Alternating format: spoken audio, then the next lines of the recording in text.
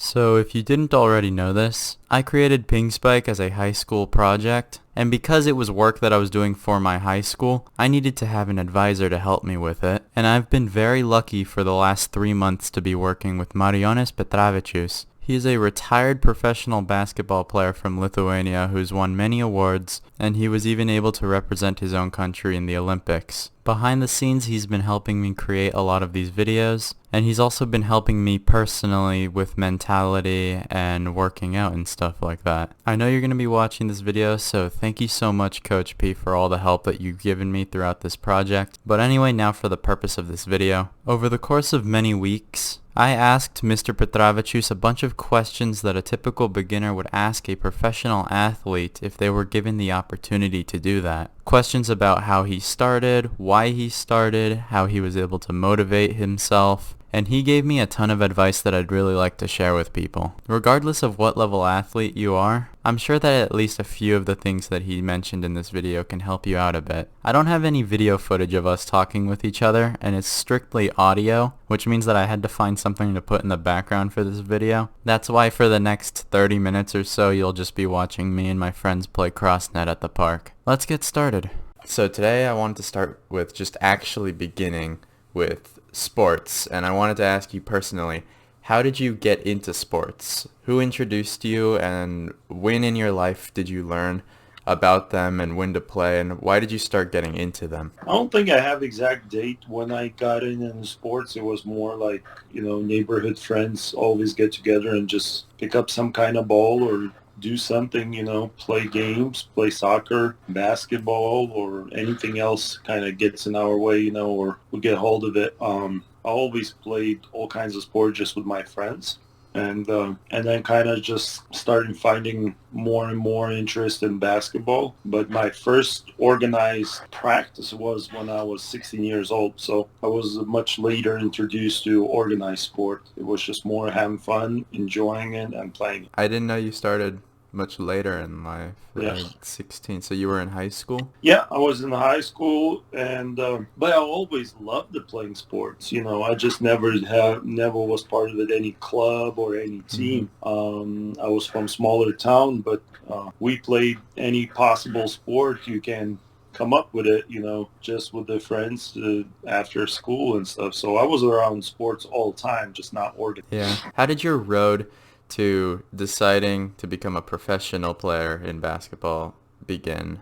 Like, when did you make that decision and why? I think, first part, it was I enjoyed the sports, and then I started focusing more in basketball. And then I had the opportunity to start practicing with some more organized club team. And eventually I had the chance to come to the States to go prep school and play basketball and see if I'll get recruited to college. And by then I probably knew, after college, if I do well in college, I'll have a chance to go professionally and play. So it wasn't like one day, okay, I'm playing, I will play professional sport. I just kind of, you take one day at a time and you try and improve, and you kind of compare yourself to other players who's out there. And by my, being in college already, I kind of knew I'm good enough to play somewhere, continue playing. What would you say have been the coolest opportunities that you've been given because of your life in sports? Obviously come to United States, because if I wouldn't play basketball, I wouldn't had a chance to come here to prep school and go play college basketball at University of South Carolina. So that was, great experience. And then after University of South Carolina, I traveled the world pretty much playing sports. I lived in Germany, in Belgium, in Italy, Lithuania, Russia, and then when you play for these teams, you also travel within Europe, every possible country in Europe. I've been in Asia. I had a chance to be part of Beijing Olympics, represent the Lithuanian national team. So it kind of opened up a lot of doors, a lot of kind of see the world. Which place was your favorite to play?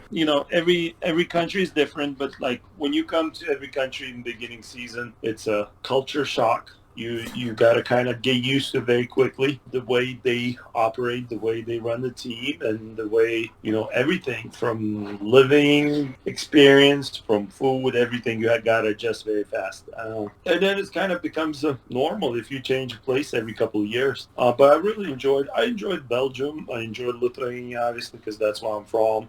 I enjoy playing in Italy. So every place kind of special. How strict would you say you were on yourself with training to be a professional athlete? Oh, I think I was. You have to stay on it.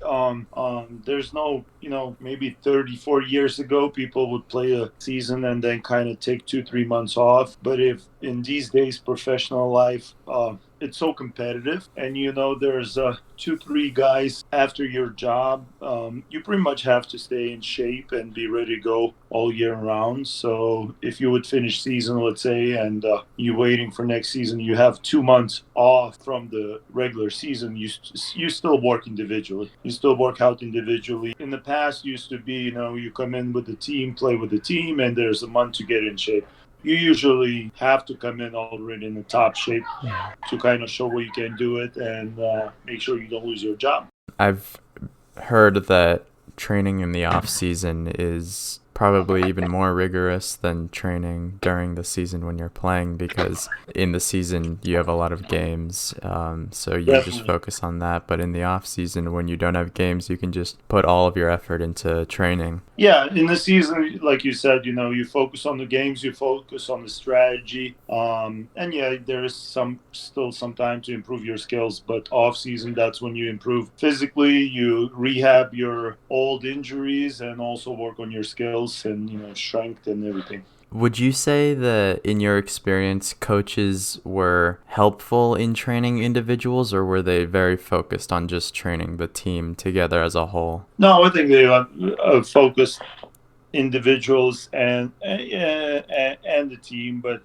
a higher level usually you have a lot of assistant coaches, which their job is more working on the skills and the same position players, where the head coach will look more overall big picture and strategy for the game and team. So you had like assistant coaches who would just focus on the big players like you and other teammates that Yep. would fill in the, larger player roles. Yep. That's very nice to have people who are specialized. Yeah, usually you have 3, 4 assistant coaches, 2, 3, or 4 assistant coaches who are kind of overseas and established as a point guards coach, big guys coach, shooting guard coach. And did you also have personal trainers like in? We had a strength conditioning coach. Mm. Who would pretty much, set up individual plans and stuff. So a lot of people, when they're kids, teenagers, or just young adults, when they start playing sports, they see it as like a hobby. And because of that, they lose motivation when they start not performing their best, or because they keep comparing themselves to players that are, like the saying that there's always going to be somebody better than you. So how did you continue to motivate yourself to keep getting better before you were actually a professional? And how did you motivate yourself to stay at that professional level, even though it had to have been so difficult? Well, I think that's where it comes some coaches like to say you either have it or not. And when they say you either have it or not, is that drive. You can't fake it. You can't train this drive. If you competitive, you want to get better. It doesn't matter how many times you get disappointed or you lose or it doesn't go your way. You still keep on improving, keep on working. So that kind of something comes from within you. It's the same thing, playing computer games. So you can lose 5 times in a row, but you still want to play computer games. Mm-hmm. So the same thing in the sport. Just some people just really have that drive, continue improving, getting better, and competing and wanting to win. It's funny that you bring up computer games, because it's the same boat that I'm in, just losing games over and over again. But you're not quitting. You continue on playing, right? Yeah, as much as I want to quit, but do you think that every person has the potential to find enjoyment out of competitive activities? Like, sports and esports, or do you think that it's really just for people who want to fulfill a competitive drive? Like, is it something that can just be played as sort of a fun hobby and something that you can still get better at every day? No, for sure. I think every person can find enjoyment from either team sport or individual sport or some kind of fitness or workout. And it doesn't have to be serious because you find this fine level where you enjoy it, where there's an interest to continue doing. Because if you overdo it, you lose interest, and if it's not competitive for someone enough, also will lose interest. So you got to find that sweet middle where you feel like you're enjoying it, but you also want to improve a little bit, Hmm. and that's great. It's not always about the final score; it's about how you feel. And when I say being competitive, it's, again, it doesn't have to be always win. You can be competitive or kind of driven by how you feel. You feel you improving, you feel you getting stronger, or you feel like you're learning some kind of skill, and this is what is drives you. It's great. Does being small really mean that you're not going to make it anywhere in sports? No, it doesn't. It's just, I think for every person there's a spot in the sports, depending which sport you play, depending, again, there's a lot of small people with very big hearts, and sometimes hearts, you know, Hmm. take you farther than someone has some kind of, better talent, more athletic or something. So, it just depends where you are, what you're doing, but because you're small, that doesn't mean you can get faster, quicker, or bigger in the weight room. What do you think draws people more towards team sports versus individual sports? So why would people rather play basketball over stuff like table tennis, tennis, those kinds of sports? I guess is the atmosphere and having your friends. You become friends with your teammates. It's just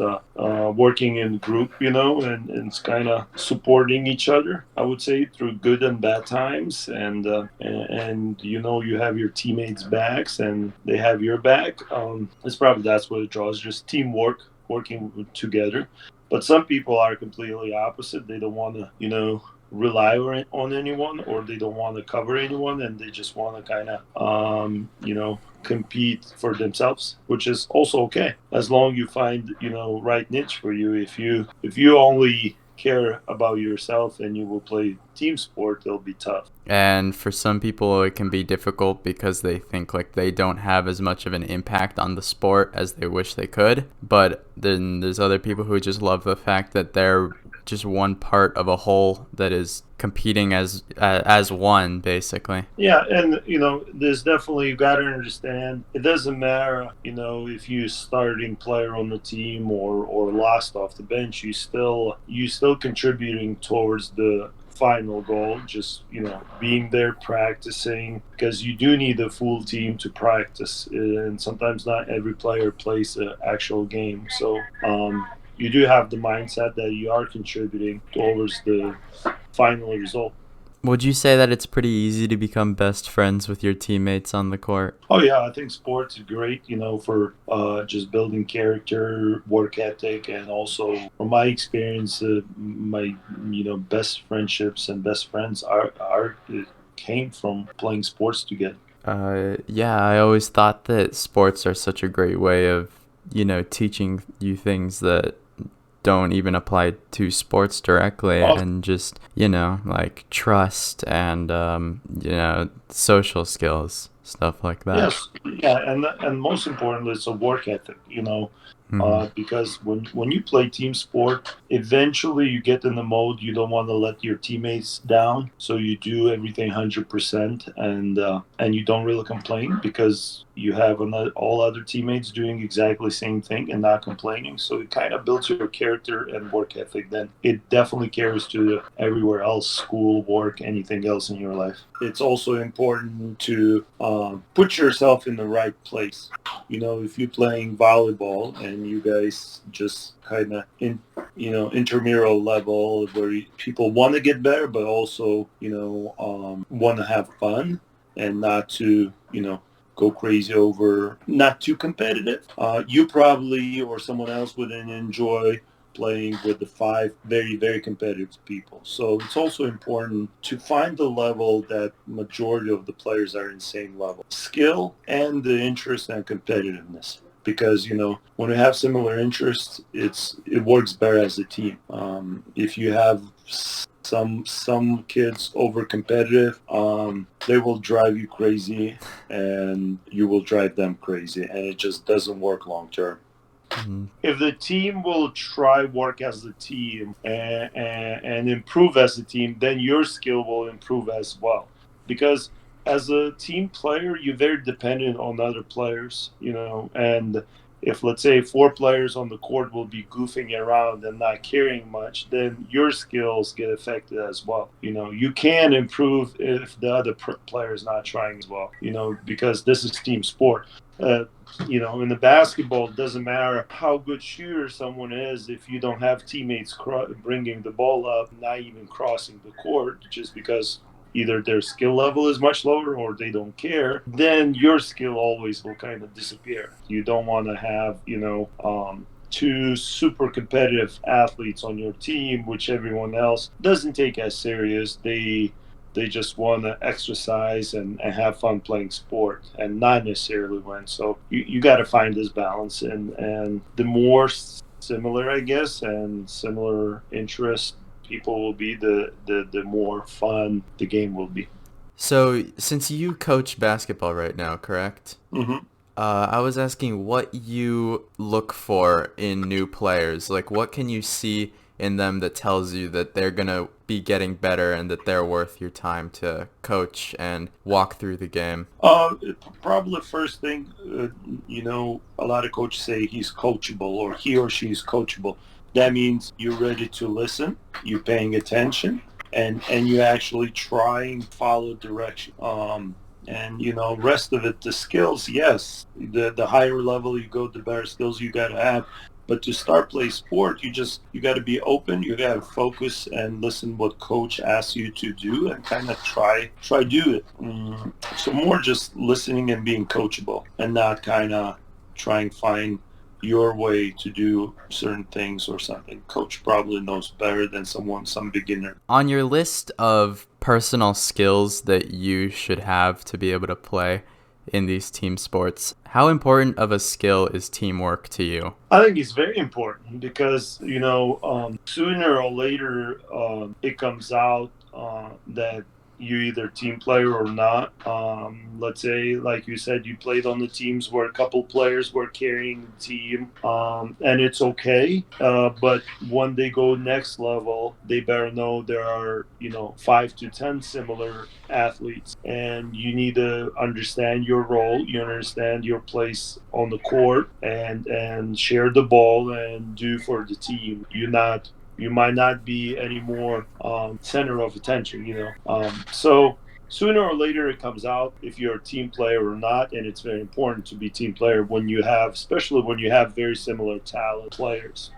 It's very easy to be good teammate and good team player when the things go well. When you win the games, when the games are easy, and the your character really shows up when something is not going your way, when the team is struggling or they're in a losing streak. That's where you find out who are true teammates and true leaders on the court or in the locker room. So it's always, you always find out a lot more when the thing's not going your way. What are some things that you may see in a player or that you just hear from a player that you would say or just define them as a bad teammate? Just being selfish, more important their own individual statistics than team's result. With just seeing player on the court, you can see if they do unselfish decisions or selfish decisions. Selfish decision making?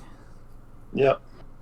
How do you improve on teamwork? Like, is it something that you can physically train? I think you can, again, when you are similar level athletes, and majority athletes on the team are similar level, you naturally will have to share the ball. You naturally probably not get that many touches when you're playing, and you'll start learning, that you just one piece of larger team. But some players have a hard time. They can't improve it. But a lot of time, these players who struggle, they look good when the games go well. But when the games are not going your way, that's where the selfishness comes out. At what point in your life did you begin to understand the concept of teamwork? Like, do you remember the exact event that happened at some point in your life that would kind of solidify the concept of teamwork to you? I wouldn't say exact time, I guess I always enjoyed playing with my friends. It was kind of easy transition into more organized basketball practice. But as long as I remember, I enjoyed it playing with someone than just actually doing stuff by myself. So for me, it wasn't just one specific time when I'm like, okay, this is team sport. Yeah, so I guess my problem with sports as a kid was just that we were all kids, so we didn't really exactly know what we were doing. We were just focusing on our own play. Not much Hmm. passing, in basketball. Yeah. My experience with basketball throughout many schools has always just been like one, two, or three kids on the team that just put the team on their back and absolutely carry them through every game. And the goal for the other kids was just to stay out of their way and don't mess them up so that they can score all the points. Hmm.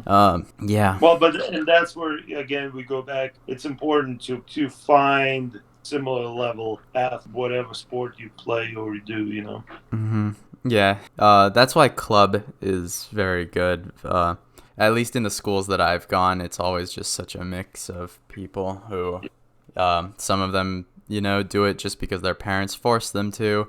Some of them do it because they want to play in college. Some are doing it just for exercise. So Yeah. High schools or any school is more difficult. It's different kind of pool where club sports coaches and club owners actually decide, and they have A-B teams or 2B 2A teams, and where they actually can put together similar level players, which is then makes sense for a coach as well, because then you can coach to a level where majority players are on the team, not two three different level players on the same team. what would you say is the hardest part about improving yourself at the game? Hardest part, Hardest part. Is it something I mentally guess, or physically? it's probably mentally, just show up every day and actually put the hours in of work, and really really work, not just show up. Showing up and actually putting in 100% work is two different things. So it's just consistency, putting in this work every day, and kind of it's not necessarily very quick improvement and you can't notice right. So Yeah. consistency. Consistency. Is there anything that you would tell somebody who is like a beginner or somebody who's wanting to get into sports? Like, what's the best way to train themselves for sports that is something like not lifting weights? Well, I was gonna mention, you strengthen your body overall, because the better your body, in better shape your body is, and overall, not necessarily how much you bench or how much you squat, but all the muscles are prepared. You do certain exercises to prepare all your body that way to avoid the injuries. Because when you start playing season, that's the last thing you want to get injured. And the prevention stuff are a lot more important than once you get injured to do rehab. And the prevention stuff are, all kinds of balance workouts, agility workouts, strengthening your ankles, just those little small annoying exercises.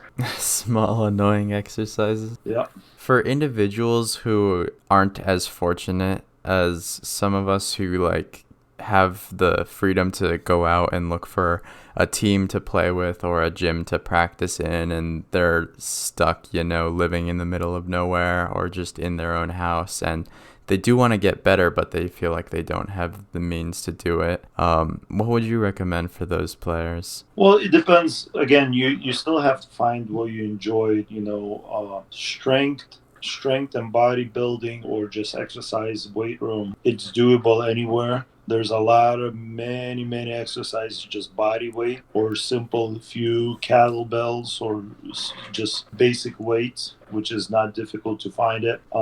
Again, when I go back to CrossFit even has a lot of exercises where are not even weights, just flipping tires and all kinds of stuff, So that's easy to find anywhere. If you play some kind of sport or you enjoy some kind of sport, soccer obviously is much easier to figure out where to play than volleyball. Volleyball is a little bit more challenging because you need to have some kind of court or net and everything. So, but I'm sure you can look online and kind of research what exercises, even for volleyball, you can do on your own at home with the ball, all kinds of stuff, hitting the wall and setting workouts, all kinds of stuff. So you think there's always a way to practice even when you're in, these situations where you don't have the perfect ways to practice everything that you'd need in a game? Yes, if you really enjoy it, you'll find a way how to do it, obviously, team sport, eventually you'll have to play it with the team. But if you only have opportunity once a week, go play somewhere, you have another 6 days to figure out at home how to improve yourself. Mm-hmm. Between practicing more on your weaknesses or your strengths, which one do you usually choose? When you get in a higher level playing sports, you're pretty decent in everything, And yes, you still know which one is like your favorite moves and favorite positions, and you try and improve.